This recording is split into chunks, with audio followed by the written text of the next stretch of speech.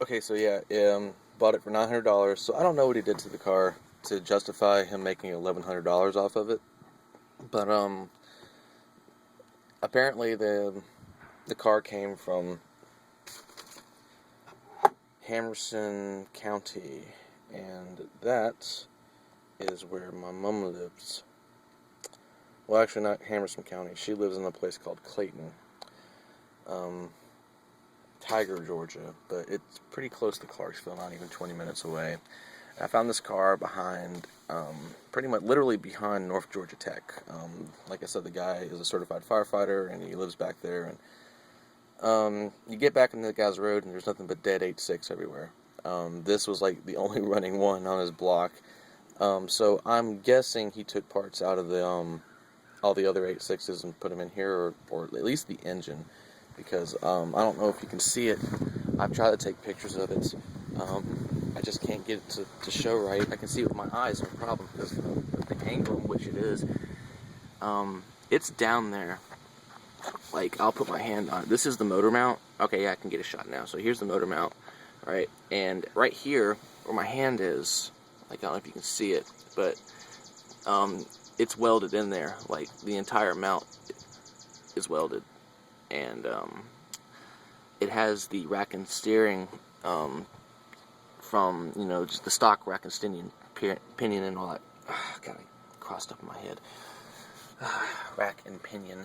Anyway, it has the original steering for the 4AG, which means that when I did the research on this car on the internet with the VIN number, which I'll be more than happy to show you the VIN number. I don't give a shit. There it is. That's the VIN number. And then there's the legitimate AE86 stamp. It's not carved in, it's legit. And so that tells me that this is not the stock engine, which is pretty much a big duh at this point. So it's called a 3TC, and it's hooked up to a T5 transmission. It is the right transmission. However, like, there's something up with this thing. Like, when I get in high RPMs, like, it starts to act like the clutch isn't engaging, and I put a brand new clutch in here. So that means something is either not right, or something's outrunning one or the other. And I highly doubt it's this piece of shit carbureted engine, because they didn't even put carbureted engines in 85s. So this is obviously off of like an 82 or an 83 Corolla, and it simply doesn't bolt right to this transmission for some reason. Or I just simply don't understand why it does what it does. I mean, it runs fine, you know, it shifts nice and solid and smooth and all that good stuff, but when, like I said, when I decide to like get on it and get up in the higher RPMs, it just fucking spins. I don't get it. Back suspension springs have been cut. That's why it's so slammed. And the thing is that when I get like to the low to the car, like you would think that it's even by looking at it with your eye, but it's totally not. The back sits maybe a quarter of an inch lower than the front. The front has some kind of coilover setup on there. I have no idea what, but the back, both springs have been cut. I'm hoping that the driveline in this car, at least the rear end to the transmission, is stock, or at least the right part, because I seriously don't know. Like, even if I call this guy back, I mean, I still have his number and information, so like, even if I call this guy back and, you know, ask him all the information I need to know outside of this, you know, the bullshit he, you know, did, like, obviously it's a spray paint job and all that jazz, and he did all this black stuff on here. See where he fucked up that spray, and he didn't tape off the window right, so he got that fucking spray done wrong. Even right here, it's covered in pollen, but the stuff I'm showing you is black. He taped this one off, forgot the other one. It's like just completely half-assed, completely fucking done shitty as hell. It's only after you get the car and own it for 6 months that you even, you know, start to find this stuff out. You know, like, I'm a brand new 86 owner, I know that they came with these engines in a certain model year, but I didn't know you could swap out parts like this. The car does drift, but it peg legs, and like I said, when you get up to those high RPMs, and if you you have to start kicking the clutch because you have to make it engage and disengage, which is why when I bought it, the master cylinder was completely busted.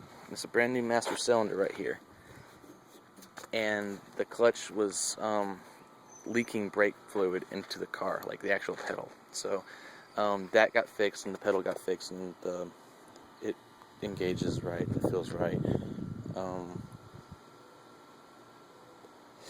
And of course, like I said, the clutch.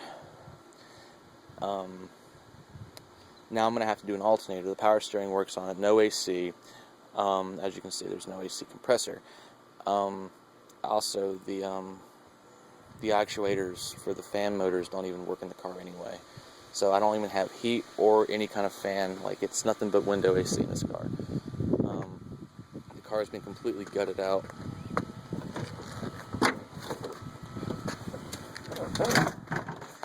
There's no interior carpeting, there's no nothing. You look back in the back, you can actually see a hole back there with lights coming through. There are exhaust leaks in that, so I've got to plug that up. If you don't have the windows down, you can smell the exhaust coming into the car. It has a glass back exhaust.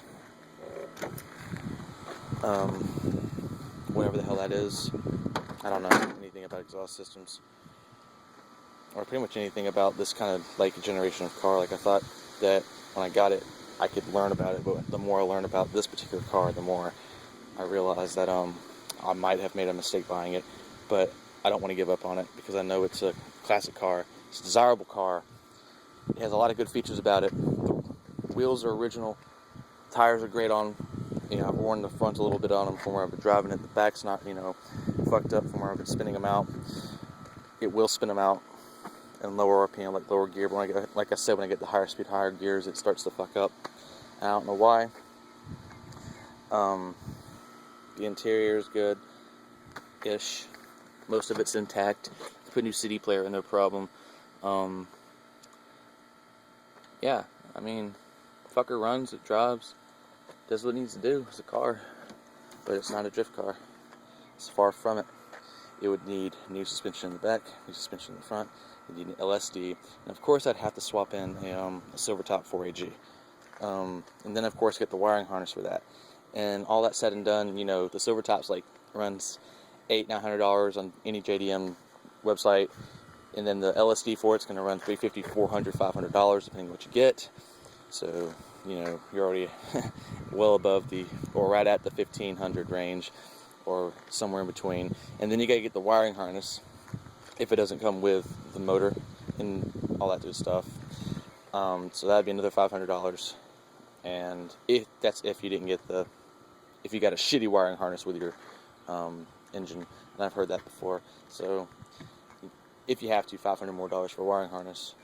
Then I'd have to figure out if I could even mount the motherfucker in here with the current setup, and I'd have to weld a new motor mount in there, and I have no idea how to do that because I don't even know anyone that welds or does any kind of fabrication that kind of caliber.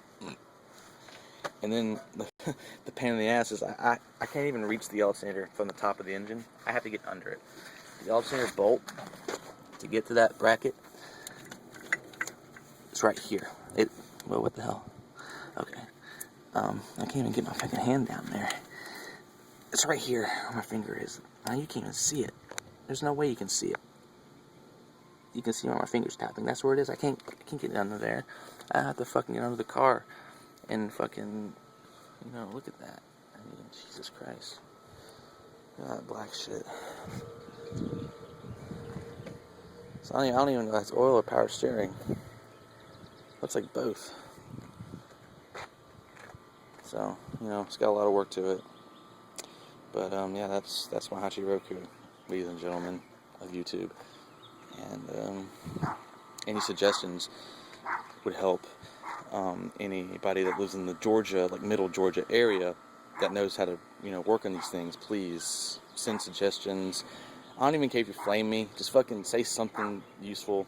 I'll probably take something out of it regardless of what you say. But, yeah, I'm gonna go clean my fucking hand off now and try to turn my camera off with my nose. Come on. It's not working.